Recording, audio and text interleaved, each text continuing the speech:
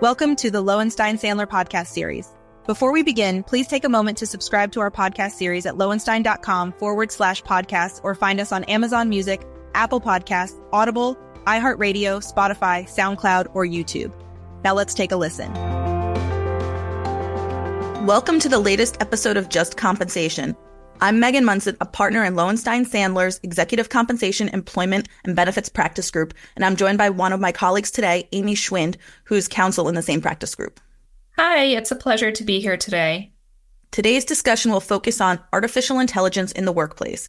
It is becoming increasingly common for employers to use AI tools in their human resource processes, whether it's in recruiting, vetting, or hiring decisions. While many organizations see the value and potential use for AI to help enhance HR processes, there are aspects to consider from a legal perspective. In this podcast episode, we will explore best practices and legal considerations for using AI in the workplace, and particularly as a tool for recruiting and other employment decisions. As always, this is not intended to be an exhaustive discussion, so if you have questions related to particular circumstances in your workforce or regarding specific legal issues, we encourage you to consult with your legal counsel. Jumping right in, the topic of AI is prolific in the media today. What are we talking about big picture when we talk about using AI as a tool with respect to HR and employment decisions?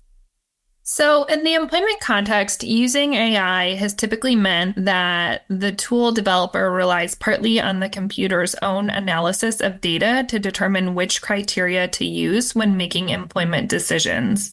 Employers may rely on different types of software that incorporates algorithmic decision-making at several stages of the employment process. So, for example, there are resume scanners that prioritize applications using certain keywords. There's employee monitoring software that rates employees on the basis of their keystrokes or other factors.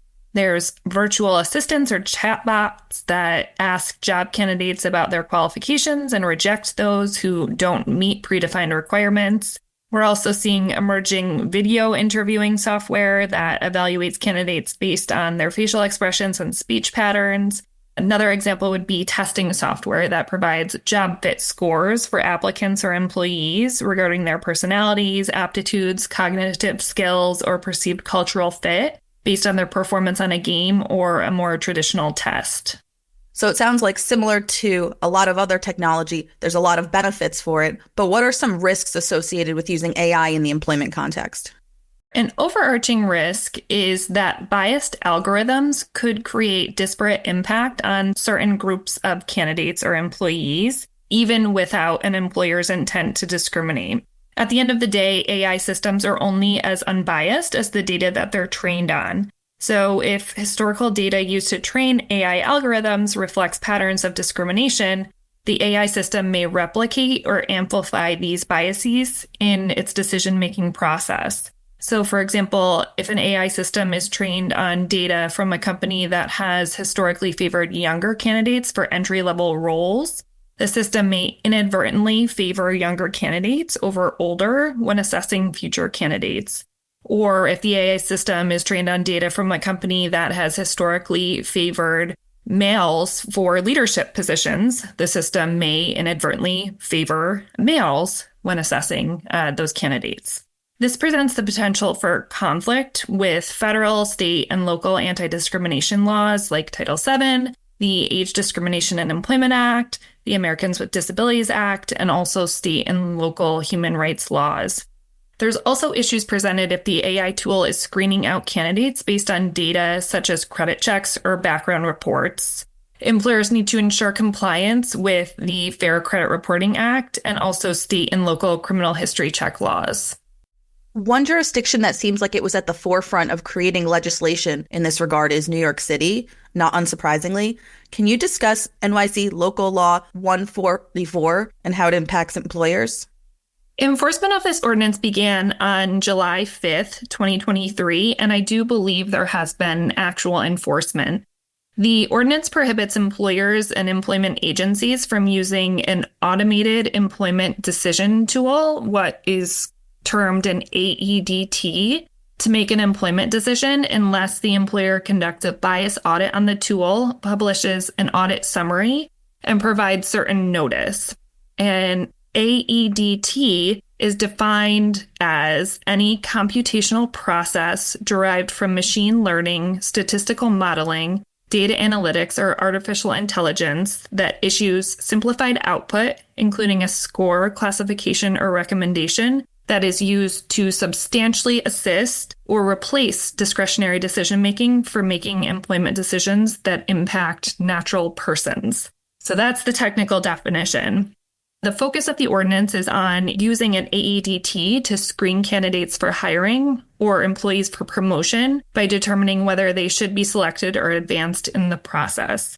So what's not covered generally are compensation, retention, and termination decisions. Also, the ordinance is only covering those candidates who have actually applied for a specific job. It doesn't apply to tools used to identify potential candidates who have not yet applied for a position. Another thing to note is that the law applies to employers and employment agencies that use an AEDT, quote, in the city, and that has a specific meaning depending where the job is located. And also, if it is remote, it might be covered if the location is associated with a New York City office.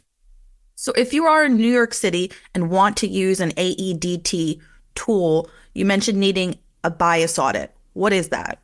A bias audit means an impartial evaluation by an independent auditor. The bias audit and data requirements are very specific. The bias audit will calculate the impact of the AEDT on sex categories, race, ethnicity categories, and intersectional categories. Again, it's really complicated, but it has to be done by an independent auditor, so they know the requirements.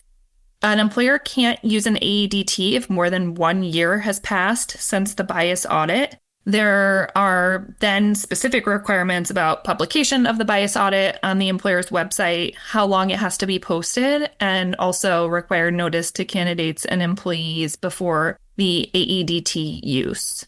Have other jurisdictions started to follow suit with this type of AI legislation?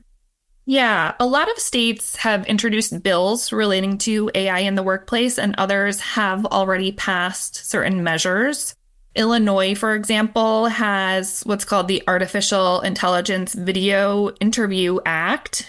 So before AI is used to analyze a video interview, employers have to inform candidates that AI is being used to assess their suitability, how the AI works, and which characteristics it will be used to evaluate. And the employer has to obtain consent from the candidate prior to the interview. Also effective January 1st, 2026, Illinois employers will be required to notify employees when they use AI for employment decisions, which include recruitment, hiring, promotion, renewal of employment, selection for training, discharge, discipline, tenure, or the terms, privileges, and conditions of employment. So that is pretty broad. In Maryland, it also has a similar interviewing law. Employers need consent to use facial recognition services during pre-employment interviews. Colorado, effective February 1st, 2026, to protect against what they call algorithmic discrimination. Employers and tool developers have certain obligations when AI is involved in the decision-making process affecting personnel. There is also many proposed bills in places like New Jersey, New York, California, Maryland, and Massachusetts, to name a few. Have there been any action on the agency front to address the use of AI in employment? There has. In 2021, the EEOC launched an initiative to examine use of AI. Then in May 2022, they published their first technical assistance guidance, and that was dealing with AI and the Americans with Disabilities Act. They followed that in May 2023, publishing an additional technical assistance guidance document focusing on Title VII and AI. In September 2023, they actually announced settlement of the agency's first lawsuit involving the alleged discriminatory use of AI in the workplace. The EEOC had filed a complaint against a company that hires remote English tutors for students in China in the Eastern District of New York. The EEOC alleged that the company violated the Age Discrimination and Employment Act by implementing a software hiring program that discriminated against older applicants because of their age by automatically rejecting female applicants aged 55 or older and male applicants aged 60 or older. This was allegedly discovered when an applicant submitted 2 applications identical in all but birth date. In connection with the settlement, the company agreed to pay $365,000 to a group of applicants. The Department of Labor has also focused on AI in the context of the FLSA.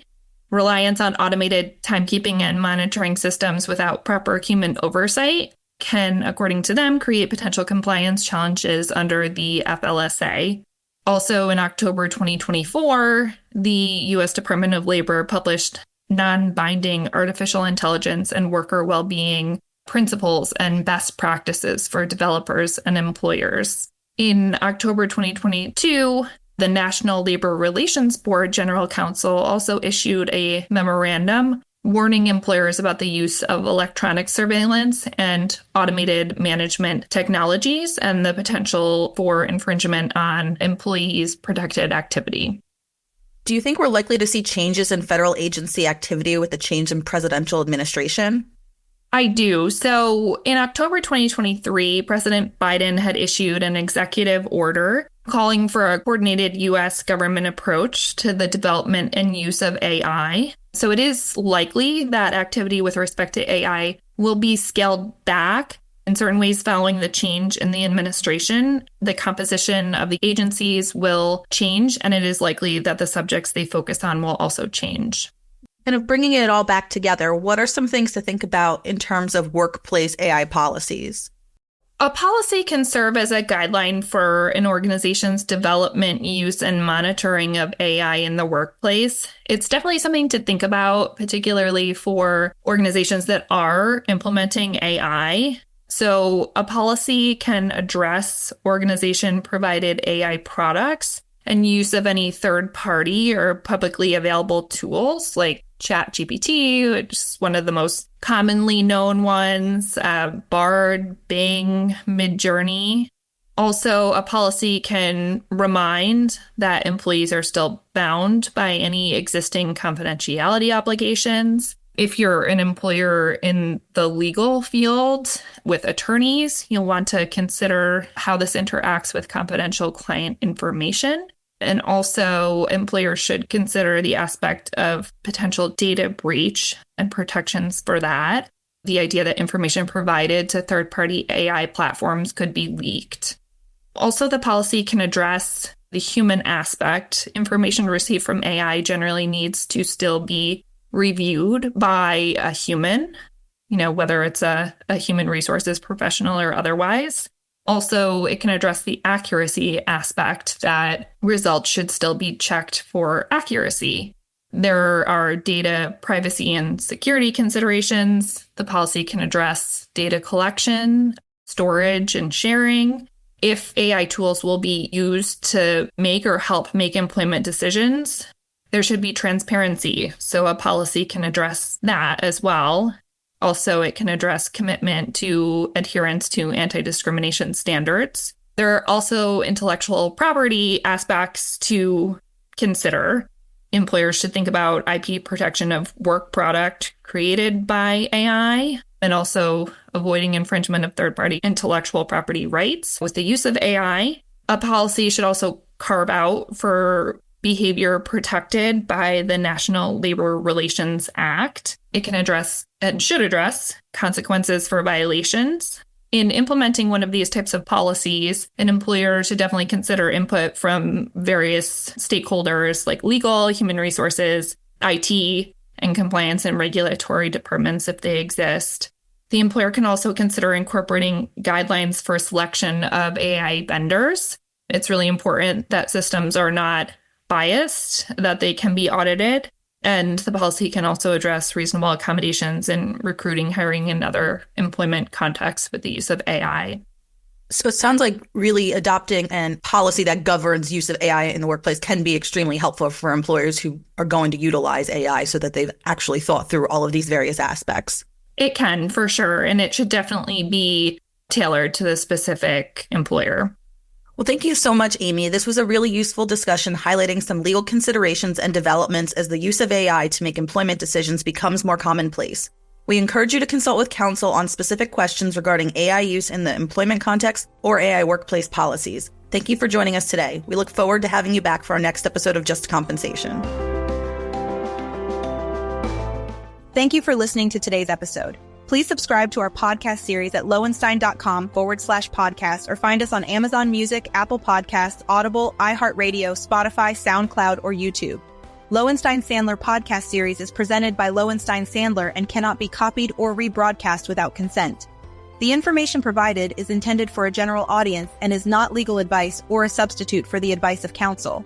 Prior results do not guarantee a similar outcome. Content reflects the personal views and opinions of the participants. No attorney-client relationship is being created by this podcast, and all rights are reserved.